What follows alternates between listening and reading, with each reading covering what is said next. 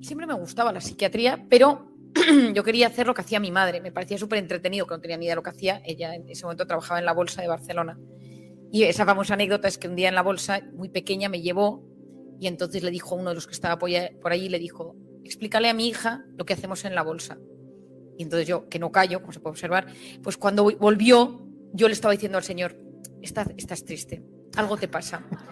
Tu mujer no te quiere. Y mi madre, que yo debía ser un mico de 6, 7 años, me dijo, que ahora lo pienso, que tengo un hijo de 7 años que es muy parecido. Otro día le dejé haciéndose unas pruebas porque está jugando al fútbol en su colegio y tiene un partido y le tenían que hacer pruebas del corazón como si fueran un jugador de primera división, o sea, todo tipo de pruebas.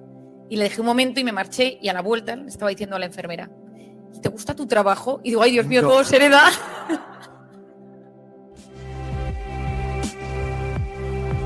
¿Alguien no sabe lo que es el cortisol? Bien, entonces el cortisol es la hormona del estrés, la que se nos activa ante un momento de amenaza, de alerta, de preocupación. Y es esa hormona que sube y tarda un tiempecito en bajar, unos cuantos minutos o horas en bajar. El cortisol es una hormona cíclica, por las noches es baja y tiene que ser bajita para que yo duerma y a lo largo de la noche sube hasta las 8 de la mañana, que tiene su pico más alto y luego a lo largo del día vuelve a descender. Y esto es necesario que sea así para que el organismo funcione bien, a nivel fisiológico, a nivel endocrino, a nivel emocional, incluso a nivel cognitivo. Porque el cortisol cuando invade la amígdala cerebral, no la amígdala de aquí, pierdes el control. Se llama el secuestro de la amígdala y es cuando te vuelves impulsivo, poco racional, respondes de forma agresiva, esa gente que de repente se obceca con un tema y no hay forma de sacarla del bucle. Yo había estado durante mucho tiempo investigando el cortisol y publiqué cómo hacer que te pasen cosas buenas, cortisol inflamación, cortisol y telómeros, cortisol y probióticos, cortisol y ansiedad, bueno, lo que me habréis seguro muchos oído hablar.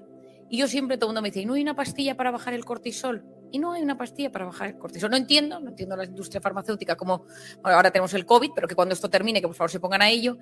Y entonces yo siempre buscaba esos mecanismos fisiológicos de la naturaleza, de la música, que pudieran bajar el cortisol. Y de repente me sucede un acontecimiento que para mí es la clave de todo esto. Yo estaba de baja maternal, yo tengo 4 niños, 4 chicos, y había nacido el tercero. Yo estaba en plena lactancia, de baja maternal, y me avisaron que presentaban un nuevo fármaco en Madrid.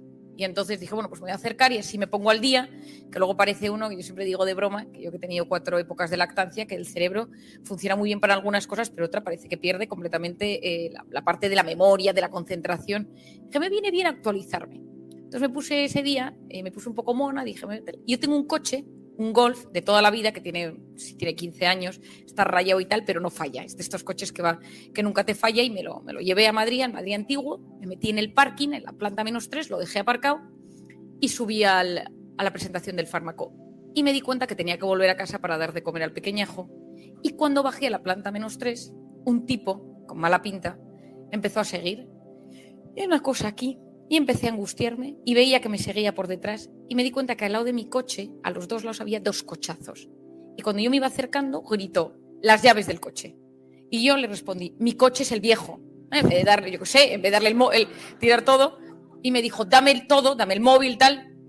Y en vez de darle todo, me metí dentro del coche, bajé el pestillo y me empezó a latir el corazón. Taquipnea, falta de aire, se empezaron a dormir las manos, la mente nublada y dije, hay todos los síntomas del cortisol. Y yo me los conozco porque me dedico a esto, llevo toda mi vida hablando de cómo te sube el cortisol y empecé a notar todos los síntomas, no podía pensar, no podía relajarme. El tipo me dio como un golpe en el coche, una angustia, bueno, que me quería, bueno, que seguro que habéis vivido una situación en algún momento de vuestra vida donde os pase esto del corazón. Y entonces empecé a dar vueltas. Salí del parking automático y me reconocí la matrícula y cuando iba por la calle llamé a mi marido que estaba aquí, le llamé y le dije, ¿podía hablar? Entonces mi marido se pegó un susto, le dije, pero estoy bien, ¿no? Terminé la frase, pero estoy bien, pero no estaba bien. Y al llegar a casa, tenía la sensación como de malestar corporal, vital, psicológico. La persona que estaba con el bebé me lo entregó para que comiera porque ya estaba llorando. Y al minuto se puso a comer y entró mi marido a los pocos segundos. Marian, ¿cómo estás? ¿Qué ha pasado? Y entonces yo empecé, pues mira, iba por el parking y de repente, y me dice, ¿por qué estás tan tranquila? Pues si acabo de hablar contigo por teléfono. Entonces yo dije, este pico de cortisol tarda 6 horas en bajar. ¿Qué hemos hecho? ¿Qué he hecho? Y yo soy muy consciente de las cosas. Si yo de repente veo una persona que tiene ansiedad y hace algo que le baja la ansiedad, investigo la música, investigo la alimentación, investigo la naturaleza, investigo la respiración, o sea, yo todo lo que funciona lo investigo y llego a la ciencia de lo que hay debajo de las cosas. Y entonces dije, aquí acaba de pasar algo. Aquí acaba de pasar algo en este instante. Y miré a mi pequeño Javier y dije, ¿y si la oxitocina de la lactancia bajara el cortisol? Y efectivamente, me puse a investigar y a investigar y a investigar. He estado 2 años investigando la oxitocina. Y la oxitocina del parto y de la lactancia, conocida por todas las madres que hay hoy aquí, esa oxitocina, estoy intentando que todos los hombres de España conozcan lo que es la oxitocina, esa oxitocina baja el cortisol. Yo digo de forma divertida que como no podemos ponernos a lactar, todos los que estamos aquí, hay que buscar maneras de estimular la oxitocina. Y la oxitocina es la hormona de los abrazos, es la hormona de la empatía, es la hormona de cuando estás con alguien, te pones a mirarle a los ojos y no le juzgas, le miras la cara y sonríes a la vez que sonríe, las neuronas espejo, es decir, es esa hormona de los vínculos donde nos sentimos especiales para el de enfrente. Cuando estás con esa persona notas que a esa persona solo le importa lo que le estás contando. Deja el móvil, deja todo y de repente es como que eso que le cuentas le emociona incluso más que a ti.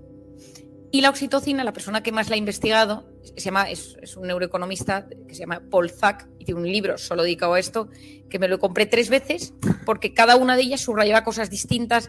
Busqué en internet, él cita estudios, me puse en contacto con los científicos que habían estudiado esto porque era lo que había detrás. Y él llevaba un kit que yo lo quiero conseguir porque ahora no lo he conseguido, un kit donde medía la oxitocina en diferentes momentos. Se casaban unos amigos suyos.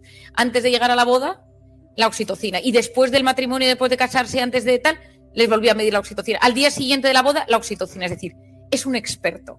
Y él, que es el que más sabe de esto, explica que cuando esos abrazos de 8 segundos, bien, bajan los niveles. Y entonces hay que dar abrazos de 8 segundos con las condiciones necesarias con el COVID, ¿no? Es decir, ¿cuál ha sido el gran problema de la pandemia, Andrés? ¿Cuál ha sido el gran problema que hemos tenido? Que en un momento de intoxicación de cortisol, todos los mecanismos que teníamos para bajar el cortisol estaban prohibidos, todos. Los abrazos, mirarnos a la cara, sonreírnos, hacer deporte, empatizar con la gente, visitar a las personas, cogerles de la mano, todo aquello que nos ayuda a liberar los estados de alerta. La pandemia es un estado de alerta. Durante meses estuvo prohibido y según los lugares hay muchísimas restricciones. Y sabemos que la oxitocina, bueno, sabemos que el cortisol, cuando tú lo tienes estimulado de forma crónica, altera profundamente el sistema inmune. Y en un momento de pandemia, si hay algo que necesitamos que esté bien, es el sistema inmune. Y la oxitocina, cuando la estimulas, potencia el sistema inmune. Por lo tanto, ahora mismo, más que nunca, hay que potenciar esta oxitocina como sea. Yo siempre he tenido intuición en la vida. Y entonces, si yo tuviera que decir una característica de mi personalidad, es que soy una gran observadora. O sea, yo lo observo y entonces yo dedico a ver cosas que pasan. Y siempre digo un ejemplo. Si yo estoy de repente un día en mi despacho y entra un cerdo y me dice, hola Marian, no necesito una N de 10 cerdos. Una N es lo que los estadísticos o los investigadores dicen, un número mínimo de X cerdos para investigarlo. Para mí ya es suficiente. Cuando yo empiezo a ver que algo funciona, cuando yo empiezo a ver que algo me llama la atención, de repente leo muchísimo, me encanta todo lo que hay de neurociencia, lo leo, y cuando de repente veo cosas curiosas que muchas veces no tienen ni pies ni cabeza. Te cuento un ejemplo que probablemente aquí alguno me lo haya escuchado. Hace años, te sabría decir 8 o 9 años, me empecé a dar cuenta que casi todos los pacientes que tenían ansiedad en algún momento tenían problemas digestivos, que si gastritis, que si hinchazón, que si gases, que si diarrea, que si estreñimiento, que si colon irritable, que si Crohn, es decir, que si disbiosis intestinales, pero me di cuenta que nadie investigaba la unión. Entonces yo decía, si el 90% de la serotonina que llega a mi cerebro bajo diferentes mecanismos, es decir, hay todo un tema, unos mecanismos a través de unas células dentro del, pero va a través del intestino, es decir, el 90% de la serotonina que finalmente llega al cerebro parte del intestino. Dije, por lo tanto, esa serotonina, que es la base de la libido, que es la base de los impulsos, del estado de ánimo, de esa sensación de alegría, si el intestino no funciona bien, esa persona anímicamente no puede estar bien. Y empecé a preguntar, empecé a hablar con...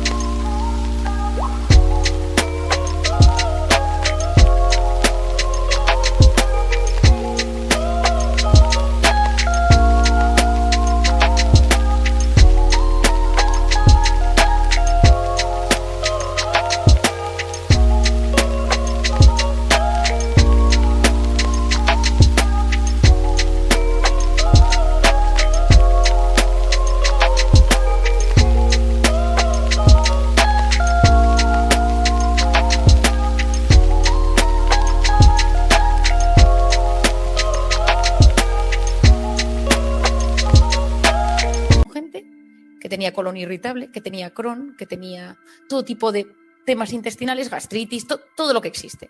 Y yo le decía, ¿y de ánimo? Regular, regular. Y dije, bueno, pues empecemos a estudiar qué pasa aquí. Y llegué al maravilloso mundo de la microbiota, es decir, todos esos bichillos que pueblan el aparato intestinal. Y empecé a indagar. Creía que había algo, no digo que yo lo descubriera, para nada, pero yo iba leyendo, había unos tipos en un sitio que tal, pero gente muy investigadora y poco práctico. Es decir, lo que yo sabía es que había tipos en diferentes universidades del mundo investigando esto, pero no se llevaba a la práctica. Y entonces tuve la suerte que en una conferencia o en una entrevista, pero en ese momento, estoy hablando hace 8 años, que no sé dónde debió ser, alguien me escuchó del CSIC hablar de este tema y me llamaron y me dijeron, Marian, doctora Rojas, queremos hacer una investigación sobre el aparato intestinal y el cerebro, el eje intestino-cerebro. Lo que hace usted, y yo feliz, me mandaron una nevera, unos kits, y lo único que tenía que hacer era la investigación, mi diagnóstico ansioso-depresivo de los pacientes y pedirles un bote de heces. No lo conseguí. Nadie le da a un psiquiatra un bote de heces. No había manera de conseguirlo. Yo iba a mis pacientes y les decía, ¿quiere usted entrar en una investigación que estoy llevando a cabo sobre el eje intestino-cerebro? Me tiene que traer un botecito de heces. Y te miraban como, peor que si les dices que te den la cuenta bancaria y las claves. O sea, la gente no quería y entonces pues me costó mucho. Algunos lo consultaban a su médico digestivo y le decían, oye, mi psiquiatra me ha pedido heces. No vuelvas a ese psiquiatra. Iban al internista y tal, iban a otro psiquiatra a consultarle y decía, la psiquiatra hace cosas muy extrañas, ¿no? Entonces, no lo conseguí. Solo conseguí un bote de heces de una paciente que era muy fiel en ese momento a mí, joder, Marian, si tú me pides esto, yo lo hago, pero claro, con un bote no hacíamos nada. Y no lo conseguí. Entonces llamé a una amiga mía médico y le dije, pídelo tú, yo hago la parte psicológica y psiquiátrica y tú, que tú eres una internista, y a raíz de ahí empezamos a ver muchísimas cosas. O sea, hemos visto, ahí entra todo el campo de la inflamación, de lo que yo he hablado muchas veces, de que el cuerpo, cuando está bajo estrés mantenido, se inflama y el cerebro también se inflama. Cuando roté en Londres, después de terminar la carrera unos meses, había un médico que me decía siempre, algún día, muy mayor, un señor muy mayor, que solo, no veía pacientes, solo investigaba, me decía, ¡ay, la inflamación! Pero ¿cómo llegaremos a trabajar la inflamación y la depresión? Y yo que lo escucho todo, yo me quedé con este hito ya. Y luego, y de repente dijimos, oye, ¿y si los probióticos y los antiinflamatorios y las dietas antiinflamatorias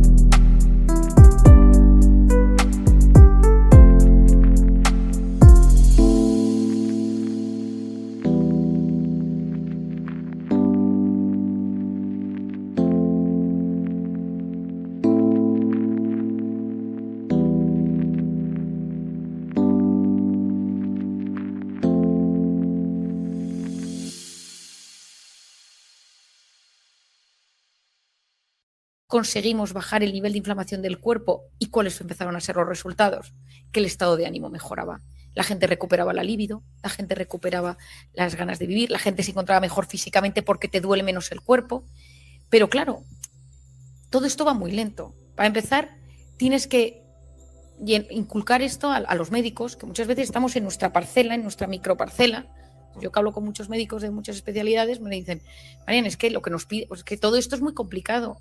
Y yo lo que pretendo es que la medicina esté mucho más unida, que la psiquiatría no esté en un departamento raro, en una planta cerrada, con un código, que seamos unos tíos raros, sino que la psiquiatría se convierta en otra especialidad donde hay una gran comunicación, donde los médicos puedan consultarnos, donde podamos. Yo llamo al neurólogo de un paciente, yo me pongo en contacto con su médico digestivo, yo llamo al reumatólogo por la artritis que tiene que le está afectando el estado de ánimo, porque intento que haya una unión. Pero bueno, es lento, va muy despacio, pero yo creo que en unos años lo iremos consiguiendo.